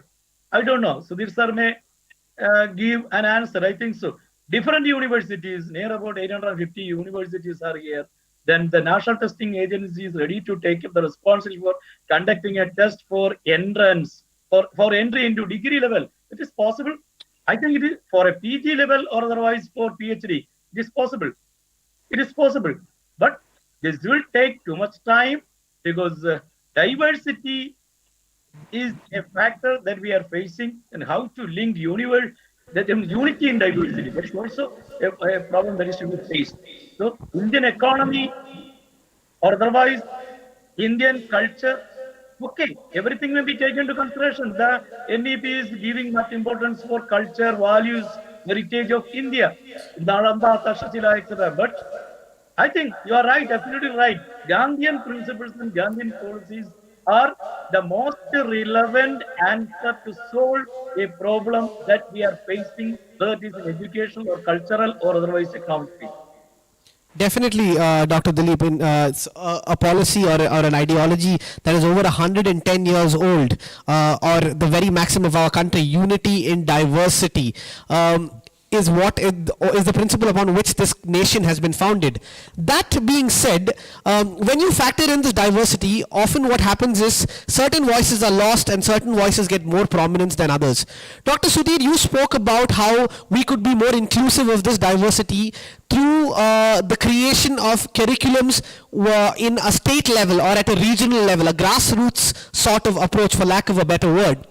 But here's the fact, there's a saying that history is written by the winners. Often we have seen where states or even central government has chosen to omit certain historical facts. I'm not going to take the example of India at the risk of sounding political, so let's talk about Germany. In countries like Germany, there are schools where the Holocaust is not taught about. So if we give the option of teaching history to our state and regional governments, don't you think that history will be skewed? Dr. Sudhir? Okay, thank you. I think history can never be skewed, because if you study this history scientifically, that historical facts, if you go into, that will remain constant, I will say. But when you take about, there can be regional variation. I have, my major career was in, although I belong to Trichur, I have to, I was in Northeastern Hill University, Shillong, then Rajiv Gandhi University, later we were at Arunachal Pradesh and all. So the diversity may be there. And the cultural, I will say, there cannot be a uniform cultural patterning and all. But the history remains the same. And when you take into a curriculum, that should look into the core parts of the history and the historical facts of how it has been modified in the various areas and all. Perhaps how it has been that maybe from that people in northeastern region, they may not be following the food or the patterns or the cultural those of other parts in India, but they have very high or very prominent or I will say the historical legacy in them. So that's why Gandhiji also says that a uniformity will be there in all our diverse situations, and history will prod on this uniformity, and the core part of the history will never be degenerated. And sometimes, as you have mentioned, in some of the NCRT textbooks were criticized earlier, saying that they have skewed or they were, they have not connected the history properly. Exactly. I didn't want to make that point, but exactly that's what I was referring to. Criticism of the That NCRT we have to textbooks. look into. That it should not be distorted. It should be remain as the same. Okay, come on. Any other? Back to you, Ambassador TP Srinivasan. You spoke about the difficulty in credit transfer that you faced in your academic years, I believe. Was it? I'm not sure if it was in your academic years or later on. But yes, understandably so, there has been there is a sort of glass ceiling to break in terms of being able to access the global education system through credit transfer. I myself had to go through loophole after loophole when I attempted to do the same about 5 years ago. That being said, there are regulatory bodies or international regulatory bodies like the WES which allow for this international credit transfer. However, despite our best efforts, unless the government of another country decides to let us in, or the educational framework in another country decides to allow for Indian education to be accepted, we will not be able to do this transfer so seamlessly. If you are a doctor, you have to attempt the USMLE to get into practicing medicine in the United States. If you are a nurse, you will have to write something known as the CGFNS and the NCLEX RN. So it's very difficult as it is for us to transfer our hard acquired skills in this global environment. How do you think the national education policy will address this problem? Well, I was referring to the time when I worked in education for 5 years. There are many, many issues, not only between transfer from here to abroad, that's a different issue altogether, but even in the same state, from one university to other, there was a huge problem. Of course, thanks to Dr. Achyut Shankar Nair, we devised a new program, gave it to them, but I think it still remains on paper. And still the students are struggling about it. But what the education policy does is to create a credit bank. You know, you have to distinguish between what is a credit bank and what is your qualification for admission elsewhere. That is something else. Or professional. Those things cannot be avoided. To be a doctor, you must have a qualifying examination abroad. But that's not what I'm talking about. I'm talking about is what is the credit that I have having done Kerala University? I don't have any idea. There is no bank. There is no information. You only a degree. But if I had the first rank in the university twice, so I must be having some great credit somewhere lying somewhere. But there is no way to find it because there is no such thing. So what I'm talking about is not only the ability to store your credit for future use, number one. And secondly, you can yourself leave a college and come back. There is no such system in India at all.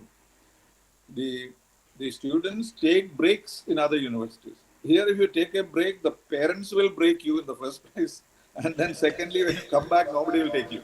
So, and that is what is being sold. And therefore, I think that's a very major suggestion which I think must be implemented.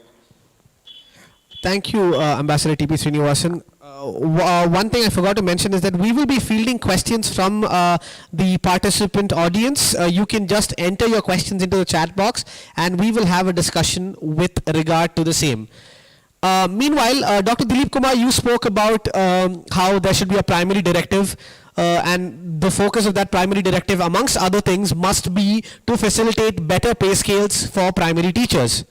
When you look at the numbers today, what you see is that in the United States, a teacher in the primary school is getting paid an average of 41 lakh Indian rupees or the equivalent of that, whereas in India, the average for a primary school teacher is 2.1 lakh Indian rupees, essentially translating to somewhere around 15 to 16,000 rupees after tax every month. That is definitely not enough to sustain their lifestyle. When the need for more teachers is there today more than ever, how do you think the government can better incentivize people to share their light of knowledge by becoming teachers?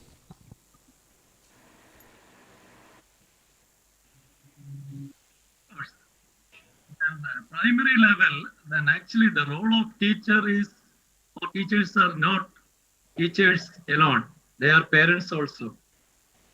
Then parent, one plays parent's role, and second, the teacher's role.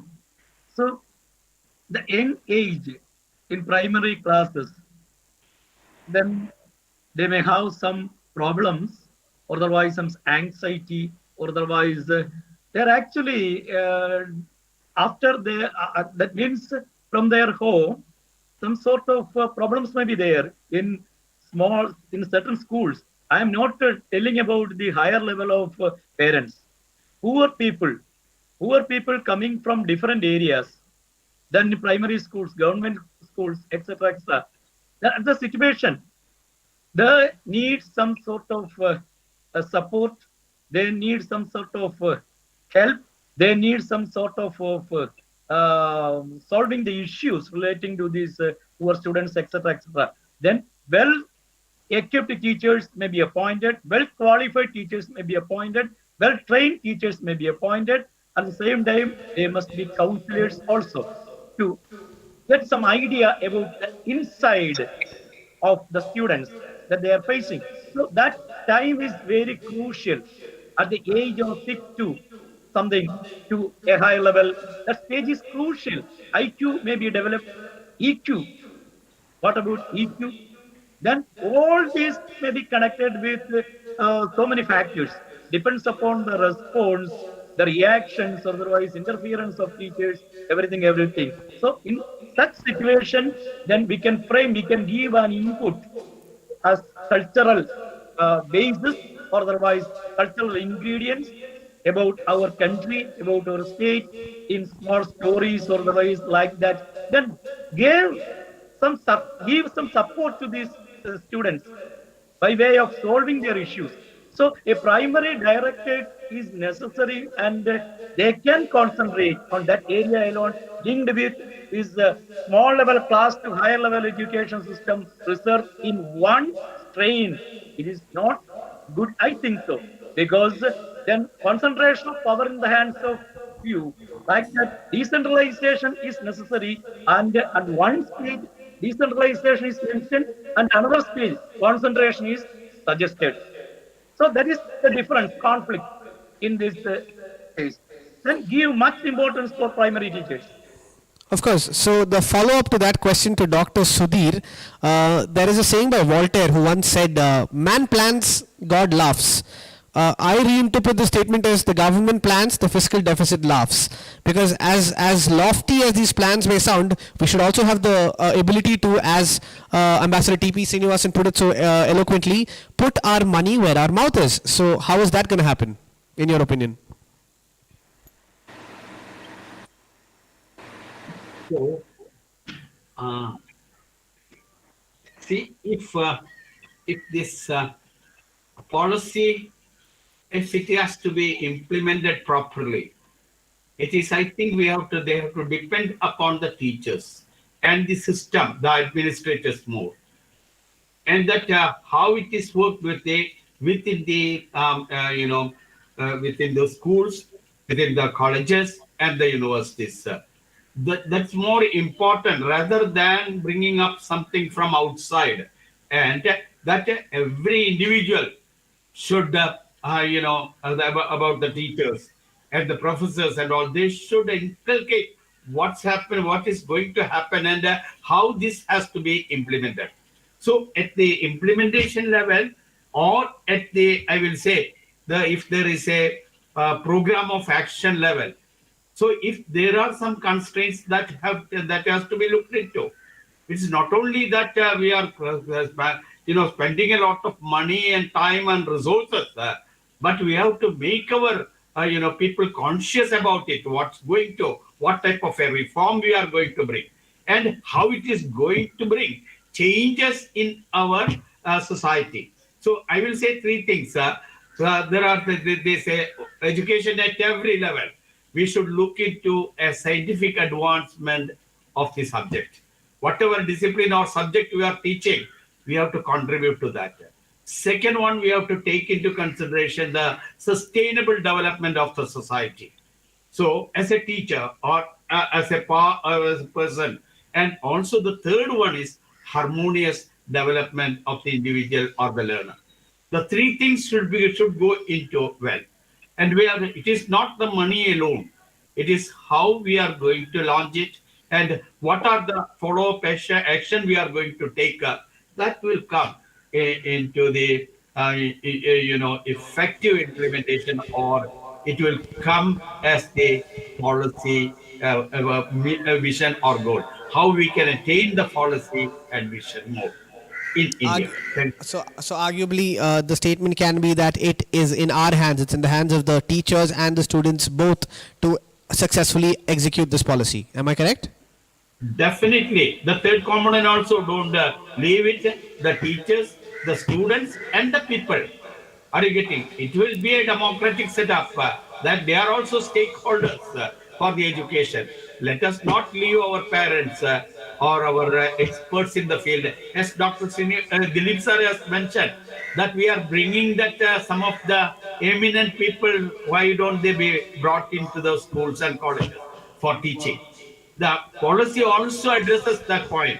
They say that we can have some short courses and we can give it to them, so that like a Sanskrit scholar or a film model or a film artist, they can be trained because when they come for teaching, they may have that problem. But if we give them some sort of, even we can give them through online, so that they will be oriented and they will be more fruitful, or our students will be more benefited when they come to the classes, and they will become role model for our students to develop their talents. That's what I wanted to advocate. Definitely, definitely. I believe it was American actor Samuel L. Jackson who once said, "If only we paid our teachers as much as we paid our athletes and our musicians and our actors." So yeah, definitely. I think they deserve the teachers deserve the same standing as these stars. The teachers are the real stars. That being said, we are opening up the floor to questions from the audience. If anybody has a question, you can choose to either type in your question. So I think we have a question from Veena Manikantan. Veena, do you want to unmute your mic and read out your question? Go ahead.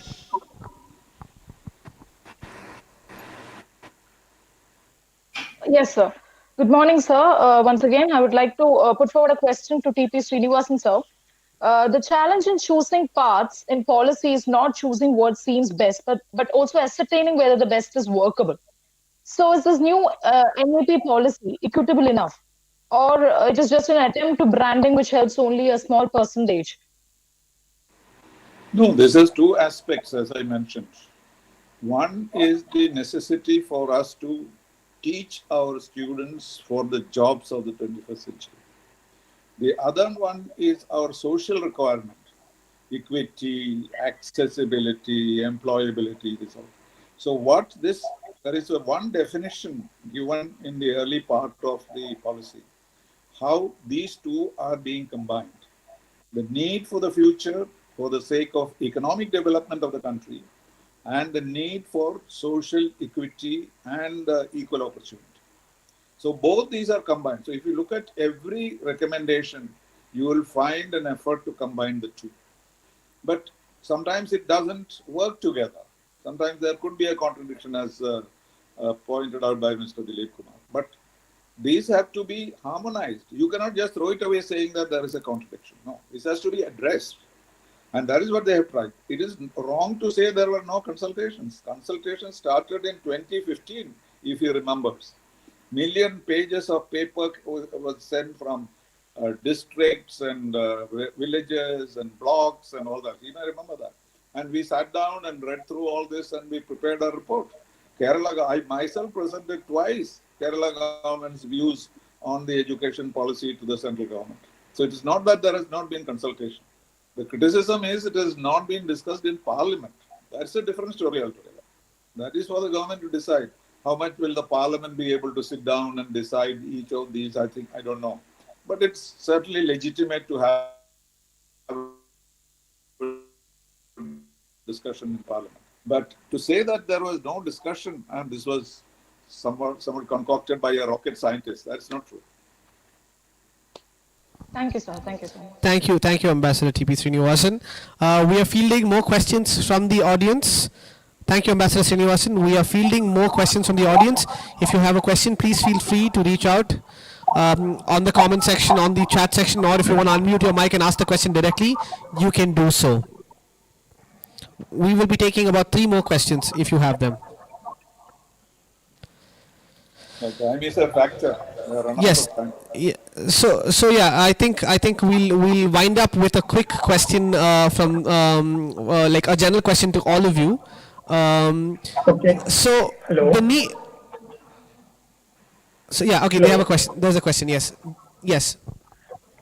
Thank you very much, Dr. T. Srinivasan, Dr. Dilip Kumar, and Dr. Sudhir for their views. Sir, this is national. This national education policy is a historic one, and from your views, there are a lot of qualities there. But even then, the authorities passed this bill without much discussion in the parliament. So I am hesitating that there are some problems. Is it so, sir? No, it is not discussed in parliament. Who said that? It is only discussed in the cabinet. Yeah, that is what I said. Why it is not discussed in the parliament? No bill has been passed, but the bill relating to the university, foreign universities, is pending in the parliament. So there are certain things which will require legislation. Those will go to the parliament definitely, and there will be a general discussion also. So it has not been discussed in parliament or it's not been adopted. And also the government says that this will be a consensus document eventually. The idea is not to push it down anybody's throat. So, but gradually each of these issues, now the Prime Minister has taken up the school part. He said, this I want by 2022. So, 75th anniversary of India's Republic. So, he will now focus on that. And that is why he did a separate conclave on school education. And then he will try to get the best out of that. I often say this is a gold mine.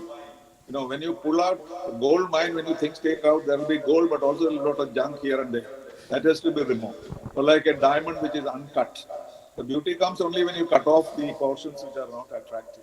So that exercise is yet to be done. And that is why they have given this such a long period of 10 years for full implementation. And more than anything else, we need a change of mindset. This is the most important thing. That we should be prepared to face these challenges. If you run away saying that this is not good, that will not practical, this is Kerala, etc., if we say that, then we will never make any move. So there are several things which we can do straight away without any kind of difficulty, provided you have a mindset which prompts you to change. Otherwise, the future generation will curse you for not having taken the action. And if we go with this kind of education that we have today, I don't think there will be any progress the way that we want for India. So that is the most urgent part. So these procedures are fine, differences are fine, contradictions are fine, but if we as a people want change, and then we can accomplish it. There are much bigger things we have accomplished. We have had, positive consensus on very many issues in our last 75 years of existence. So why not education? Thank you, Ambassador T.P. Srinivasan. One last question from the audience. We have Anjana Joy, who asks, Benjamin Franklin had famously said that industry and frugality are the hallmark of a good tradesman. He said this over 200 years ago. As the focus moves towards more vocational and technical education, how relevant do you think the statement is in today's environment? The question is to Dilip sir, but of course Dr. Sudhir and Ambassador Srinivasan, you can choose to answer the question as well.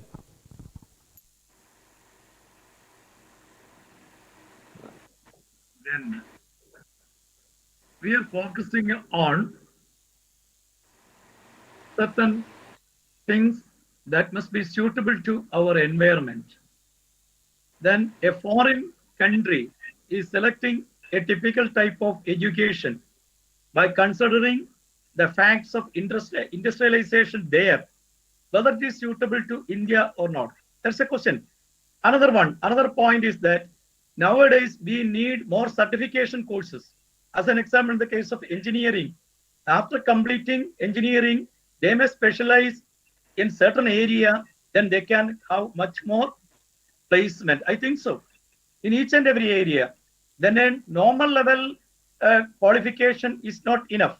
But to get an opportunity outside or otherwise inside, they may be specialists. So select that area. That is very important, especially in technical side, etc.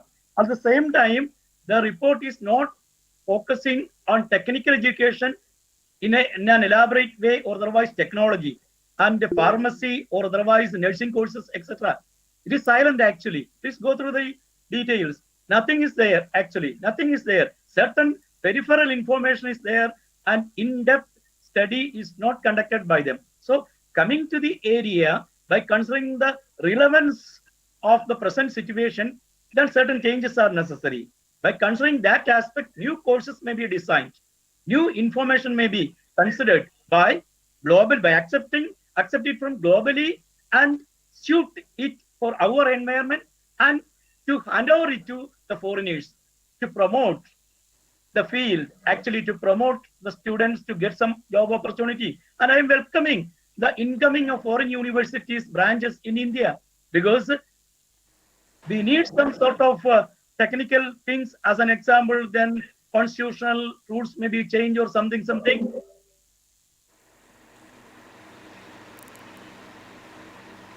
Thank you so much, Dr. Dilip Kumar. With that, we wind up our question session. If you want to contribute, Dr. Sudhir, Dr. T.P. Srinivasan, to this very astute question, we would really appreciate it. And I understand you've gone above and beyond by staying for another additional hour to facilitate this wonderful discussion. But if there's anything else... May I say just one word? May I just yes. one word? Yes, please. Well, the distinction between what Mr. Dilip Kumar says and what I say is, it is not, I'm not applying these principles to everybody in India. We have a system by which, that has been introduced in the education policy, of people veering away from academic studies and go into skill development. Unfortunately, we don't have it here because we have no dignity of labor. Our salaries are upside down. The one who does the least work, the most get the salary. And therefore, we do not have the ability to switch from white-collar jobs, blue-collar white-collar jobs to blue-collar jobs. Everybody wants a white-collar job. And therefore, that is why these contradictions appear. What I'm talking about is when you look at another country, a superpower or a developed country, or somebody who does better than us, even China, we all started together almost at the same level. But look at the education system in China. Look at the education system in Japan, in Australia, in Korea. Don't go for United States or UK. So there, if you want to get opportunities for our generation, some 40% of our people live abroad or work abroad. For them, you need to have that education. But if they are going to be working in India, they are going to be plumbers and electricians and others. They go in a different direction altogether. So I'm not suggesting that we adopt a foreign education system for everybody in the country. No, definitely not. What is basic education that Mahatma Gandhi just spoke about? But are we doing that? We are sending everybody to the college, you get a degree, PhD, and then you become a bus conductor. That is the situation that we have today. Send them as bus conductor after class 12. Why take him to PhD? This is the problem. So we have to engage the youth to deal with these things by options and give them choices. Let them try for a bus conductor first, or let them try for a musician first, if that is what they prefer to do. But everybody must go to physics, chemistry, biology, everybody must go to physics, chemistry, mathematics, and then go and take a PSC test and become a clerk. This is totally unsuited for any country which wants to develop. Of course, I think you've summed it up beautifully, Ambassador T.P. Srinivasan. I think I will leave with a rhetorical question. I will leave you all with a rhetorical question. As much as we criticize the former education policy, what is interesting to note is some of the biggest tech companies in the world today have Indian CEOs who have all been educated under the Indian education system. And furthermore, we live in a land of opportunity where even a bus conductor can go on to become a superstar and a chai wala can go on to become a prime minister. So at the end of the day, there is the possibility of growth in this country. At the same time, the dichotomy exists. For example, the NEET exam was conducted just yesterday. It had an average of 6% passing rate. Those who do pass these exams are usually students who have had years of coaching and training. This creates a sort of dichotomy in which the students with better resources tend to perform or outperform those without. So it looks to be seen, or it needs to be seen, how this dichotomy will be addressed by this new education policy. With that, I think we will conclude this very insightful discussion, and we will now hand over the mic to Assistant Professor Seena Alapat for the vote of thanks. Thank you so much.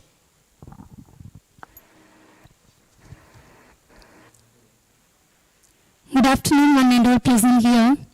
Honorable dignitaries, Ambassador T.P. Srinivasan IFS, former Indian diplomat, author, permanent representative of India to the United Nations, Governor of India to the International Atomic Energy Agency, Dr. M.C. Dilip Kumar, former Vice Chancellor, Sri Sahrdaya University, Sanskrit, Kerala, Dr. M.C. Sudhir, UGC Emeritus Professor, former Dean, Faculty of Rural Development, Gandhigram Rural University, Reverend Dr. Davis Chinginiyadan, Executive Director, Sahrdaya College of Advanced Studies, Dr. Jensen P.O., Principal, Dr. Matthew Paul Uken, Vice Principal, Dr. Rani M.J., Vice Principal, faculty members, and dear participants.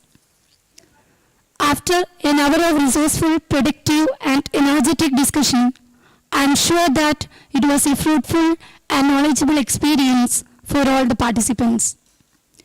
On behalf of the Department of Management Studies, it's my privilege to express my sincere gratitude to the dignitaries of today's virtual panel discussion on National Education Policy 2020. Let me express our heartfelt thanks to Ambassador T.P. Srinivasan IFS, who had accepted our invitation to grace this panel discussion with his incredible idea on higher education reforms in today's challenging time of the pandemic. Thank you very much, sir. We are grateful to Dr. M.C. Dilip Kumar for the valuable time he has taken from his busy schedule to share with us very interesting and thought-provoking views on research foundation and professional education. Thank you very much, sir. Thank you. I would like to express our sincere gratitude to Dr. M.A. Sudhir for sharing his valuable time with us and enlightening us with a commendable talk on school education and teacher education. Thank you very much, sir. Thank you so much. I express our wholehearted thanks to Reverend Dr. Davis Chinginiyadan for his continuous support and confidence in us. We are also thankful Dr. P.O. Jensen, Principal, Vice Principals Dr. Matthew Polukan and Dr. Rani M.J. for always encouraging us and providing us with the opportunities to organize such an event. My deep sense of appreciation and thanks to all the participants who were live with us in this panel discussion with great enthusiasm, and your presence has made this a successful event. I wish to place on record my heartfelt thanks and appreciation to our scarce alumnus, Mr. Agrim Prakash, for his spontaneous support whenever we needed. We were confident that his support was just a phone call away. I acknowledge the hardships and initiation taken by our beloved head of the department, Assistant Professor Savio Fernandez, who is the convener of today's program. Also, I wish to thank other faculty members for their assistance. Last but surely not the least, I thank Assistant Professor Ranjit Monai and his team for extending the technical assistance to live stream today's panel discussion to a wider audience. Once again, I thank one and all whose contribution has made this event a success. I wish you all a wonderful day ahead. With these words and with all your permission, I declare that the program comes to an end now. Thank you everyone. Goodbye. Thank you. Thank you so much. Thank you, sir. Thank you so much. Thank you. Thank you. Thank you very much. Thank you.